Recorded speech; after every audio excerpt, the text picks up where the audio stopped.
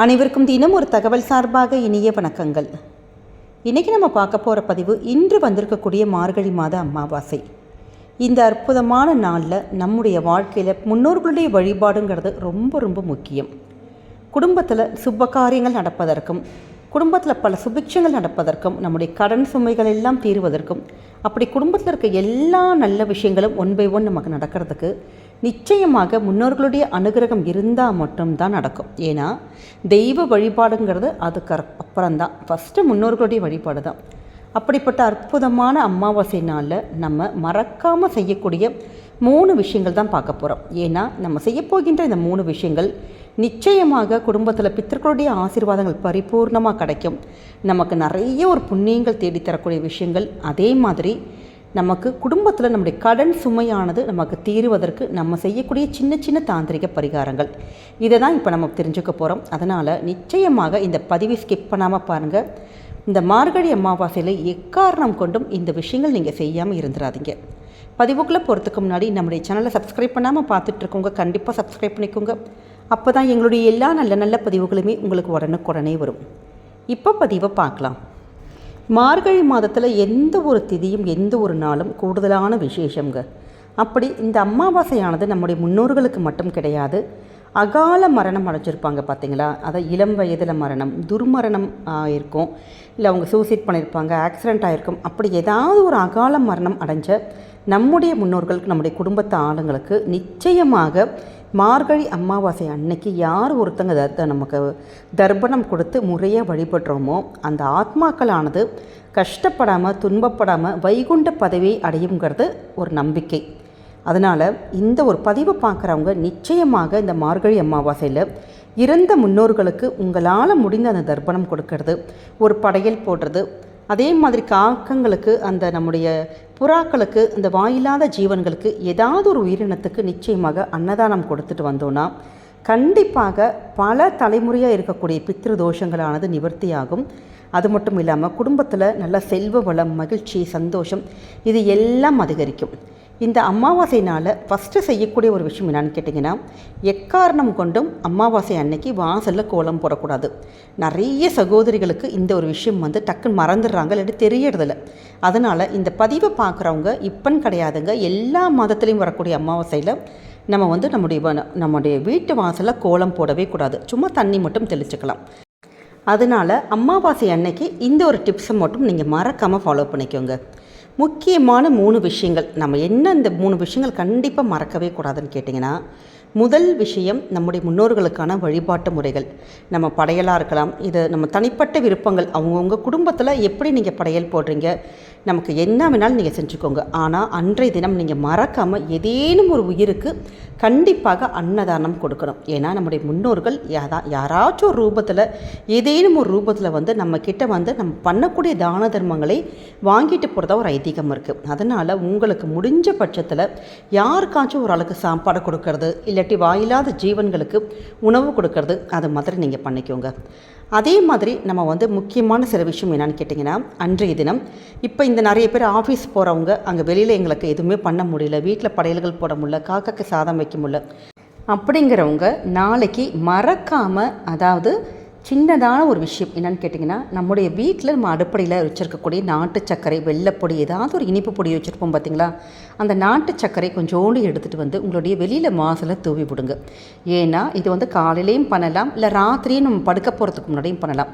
ஏதாச்சும் ஒரு எறும்போ ஈயோ ஏதாவது ஒரு உயிரினம் அந்த ஒரு உணவை எடுத்துக்கும். அதாவது நம்ம முழுக்க முழுக்க நம்ம எந்த தான தர்மங்கள் எதுவுமே செய்ய முடியல, எந்த வழிபாடுகள் பண்ண முடியாட்டி கூட நம்ம செய்யக்கூடிய இந்த சின்னதான ஒரு விஷயம் ஒரு உயிருக்கு சாப்பாடு கொடுத்ததுக்கு நமக்கு ஒரு அர்த்தம் இருக்கும். அதனால் நாளைய தினம் நீங்கள் இப்போ உங்கள் வீட்டு வாசலில் உங்களுக்கு எதுவுமே பண்ண முடியல, அப்படிங்கிற எதுவுமே பண்ண முடியாது, அப்பார்ட்மெண்ட்ஸ் இருக்குது, டைல்ஸ் மாதிரி தான் இருக்குன்னு அப்படின்னா ஒரு செடிக்கு கீழே போட்டுக்கலாம். இல்லாட்டி உங்கள் வீட்டு பக்கத்தில் ஏதாச்சும் மரம் இருக்கும் பார்த்திங்களா, மரத்துக்கு கீழே அப்படி கால்படாத இடத்துல நம்ம போட்டுட்டோன்னா கண்டிப்பாக எறும்புகள் அந்த உணவை எடுத்துக்கும். நீங்கள் இனிப்புன்னு கிடையாதுங்க, பச்சரிசியோட மாவு இருக்குது பார்த்திங்களா, அந்த பச்சரிசி நம்ம மிக்சியில் போட்டு அடித்தா கூட கொஞ்சம் கொரோனா மாதிரி கொஞ்சம் குறுன்னு இருக்கும், ஒரு மாதிரி குறுன அரிசின்னு சொல்லுவாங்க. அதையும் இந்த வெள்ளைப்பொடியும் கூட நீங்கள் கலந்து கூட நீங்கள் தானமாக போட்டலாம்.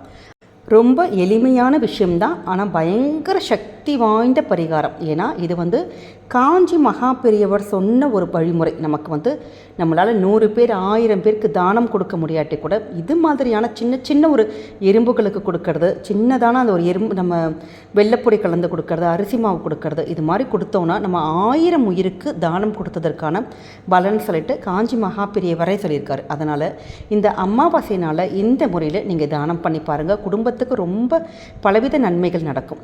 அடுத்த முக்கியமான விஷயம், குடும்பத்தில் வந்து நல்ல வந்து நம்முடைய கடன் சுமைகள் தீரணும், கடன்கள் எல்லாம் குறையணும். அதற்காக நம்ம செய்ய போகின்ற உப்பு முடிச்சு பரிகாரம். நிறைய தோழிகள் வந்து இது பண்ணியிருப்பாங்க, மாதம் மாதம் பண்ணிகிட்ருப்போம் ரெகுலராக.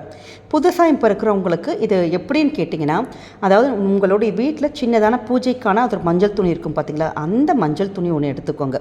இதில் கொஞ்சோண்டு ஒரு கல்லுப்பு அதோட கூட சேர்ந்து 2 ஒரு 3 இல்லாட்டி 5 ஒரு அந்த கருப்பு மிளகு இருக்குது பார்த்திங்களா, இந்த மிளகு. இது எதற்குன்னு கேட்டிங்கன்னா கண் திருஷ்டி இது மாதிரியான விஷயங்கள் போகிறதுக்கு. அதே மாதிரி ₹1 நாணயம், சின்னதான ஏதாவது ஒரு துண்டு, ஒரு தங்கம் எடுத்துக்கலாம். அதாவது உடஞ்ச நமக்கு மோதிரமாக இருக்கலாம், இந்த மூக்குத்தியாக இருக்கலாம், ஏதாச்சும் தங்கத்துடைய சின்னதான ஒரு பீஸு. இதை மட்டும் வச்சுட்டு சின்னதான ஒரு உப்பு மூட்டை மட்டும் கட்டுங்க. இப்போ தங்கம் இல்லாத பட்சத்தில் குழப்பமே வேணாம், வெறும் உப்பு நாணயம் இது மட்டும் போதும். மிளகு கூட நமக்கு ஆப்ஷனல் தான், வேணால் வச்சுக்கலாம். அதே மாதிரி பச்சைக்கற்பூரம் உங்கள் வீட்டில் இருக்குன்னா நீங்கள் தாராளமாக உபயோகப்படுத்திக்கலாம். இப்படி இந்த பொருட்கள் எல்லாம் வச்சுட்டு சின்னதான ஒரு உப்பு மூட்டை கட்டி அதை நல்லா வந்து ஆத்மார்த்தமாக நம்ம பூஜை அறையில் நீங்கள் நாளைக்கு இந்த காலையில் இந்த வழிபாடுகள் எல்லாம் பண்ணி முடிச்சதுக்கப்புறமேட்டு மாலை நேரத்தில் சுவாமி ரூமில் இந்த பூஜை அறையில் சின்னதான ஒரு முடிச்சு ரெடி பண்ணி நீங்கள் வச்சுட்டு அந்த முடிச்சுக்கு மஞ்சள் குங்குமம்லாம் வச்சுட்டு உங்களுடைய நிலைவாசலை கட்டி விட்டுறணும். அவ்வளோதான். இதுதான் உப்பு முடிச்சு பரிகார முறை. இந்த உப்பு முடிச்சு பரிகாரம் நம்ம நிலைவாசல் இப்படி கட்டினோன்னா நிச்சயமாக குடும்பத்தில் இருக்கக்கூடிய எதிர்மறை சக்திகள், நெகட்டிவ்ஸு, கண் திருஷ்டி, இந்த கெட்ட விஷயங்கள் இது எல்லாமே அந்த உப்பு ஆனது நமக்கு இழுத்துட்டு நெகட்டிவ்ஸ் ஃபுல்லாக இழுத்து நல்ல பாசிட்டிவ் வைப்ரேஷன், குடும்பத்துக்கு நல்ல ஒரு நேர்மறை ஆற்றல்கள் கண்டிப்பாக வெளியிடும். அதே மாதிரி நம்ம குடும்பத்தில் வந்து அந்த பணத்தடை இருக்குது பார்த்திங்களா, பணமானது 4 பக்கத்துலேருந்து வரக்கூடிய அந்த டிஸ்டர்பன்ஸ் இதெல்லாம் முறியடித்து நமக்கு குடும்பத்துக்கு வருமானம் வருவதற்கான வாய்ப்புகளை நமக்கு வந்து, அதாவது பணம் கொட்டும்னா பணம் கொட்டாது, நமக்கு அதற்கான வழிகள் அந்த வாய்ப்புகள் வந்து கடவுளுக்கு நம்ம கண்ணில் காமிச்சு கொடுப்பாரு. இல்லாட்டி அந்த வருமானம் வருவதற்கான நம்ம குடும்ப வேலைக்கு போகிறவங்களாக இருந்தால் ப்ரொமோஷன் கிடைக்கும், இல்லை வேறு ஏதாவது ஒரு வகையில் வருமானம் கிடைக்கும். அப்படி வருமானம் வரத்துக்கான ஒரு வாய்ப்புகள் இந்த யூனிவர்ஸாக இருக்கட்டும் நமக்கு பண்ணுகின்ற அந்த உப்பு மூட்டை பரிகாரமானது நமக்கு செஞ்சு கொடுக்கும். அதுக்காக தான் இந்த பிரபஞ்ச சக்தி உள்ள நாளில், அதுவும் இந்த மார்கழி அமாவாசையில் இப்படி உப்பு முடிச்சு நீங்கள் கட்டி பாருங்கள். இதை எப்போ கட்டலாம் அப்படின்னு கேட்டிங்கன்னா, ராகு காலம் யமகண்டம் தவிர மற்ற எல்லா நேரத்துலையும் நாளைக்கு முழுக்க திதி இருக்குது. இந்த பதிவை ராத்திரி தான் பார்த்தாலும் பரவாயில்ல, ராத்திரியில் கூட நீங்கள், ஏன்னா ராத்திரி ஃபுல்லாக நமக்கு அமாவாசை திதி இருக்குது, அதனால் அப்போ கூட இந்த உப்பு மூட்டை பரிகாரத்தை நீங்கள் பண்ணலாம். இப்போ ஏற்கனவே பழசு இருக்குமா அப்படின்னா அந்த பழைய மூட்டையை நம்ம எடுத்துகிட்டு அமாவாசை நாள் அன்னைக்கு நீங்கள் அந்த உப்பை மட்டும் கால்படாத இடத்துல, அதாவது கிச்சன் சிங்கில் அந்த தண்ணியில் கரைச்சி விட்டுடலாம், இல்லாட்டி செடியில் அந்த தண்ணியில் நல்லா அப்படி கரைச்சிட்டு செடியில் நீங்கள் விட்டுடலாம். அந்த மாதிரி பண்ணலாம். அந்த மிளகு இருக்குது பார்த்திங்களா, மிளகு வந்து செடியில் போட்டுடலாம்.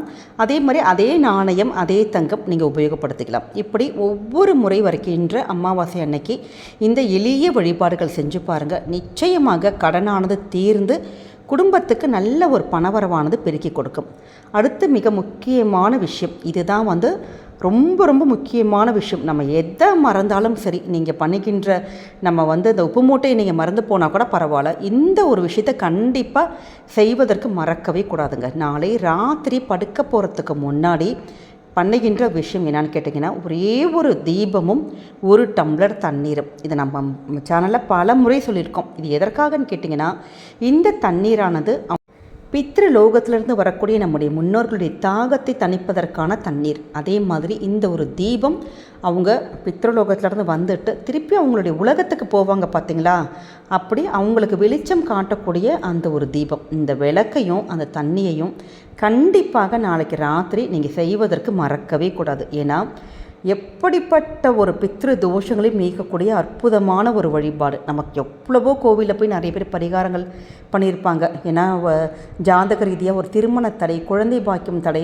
நல்ல ஒரு வேலை இல்லாமல், குடும்பத்தில் ஒரு சுபிக்ஷங்கள் இல்லாமல், முன்னேற்றங்கள் இல்லாமல், ஏதாச்சும் வெளியில் சொல்ல முடியாத காரணங்கள், பிரச்சனைகள், இது மாதிரி நிறைய பேருக்கு இருக்கும். காரணங்களே தெரியாமல் நம்ம எதோ பரிகாரம் பண்ணியிருப்போம். ஆனால் இந்த ஒரு எளிமையான ஒரு பரிகாரத்தை அமாவாசை அன்னைக்கு ராத்திரி ஒவ்வொரு மாதமும் இது மாதிரி செஞ்சு பாருங்கள்.